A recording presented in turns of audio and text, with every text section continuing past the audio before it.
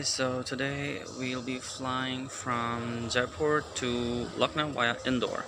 So this flight is going to be an ATR flight. We're going to be flying from Jaipur to Indore, and the same aircraft is going to go to Nagpur, and then it's going to return back to Indore, and we're going to fly from Indore to Lucknow. So it's morning. It's about 7 a.m. Boarding time is about 8 a.m. 8:55. And 9:40 a.m. is the departure from Jaipur.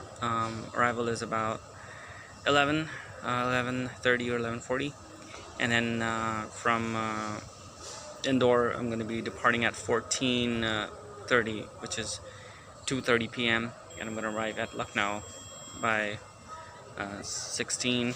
What is it? Yeah, something like that. I would arrive there by 4 or 4:30 p.m. So stay tuned. This is the Jaipur airport.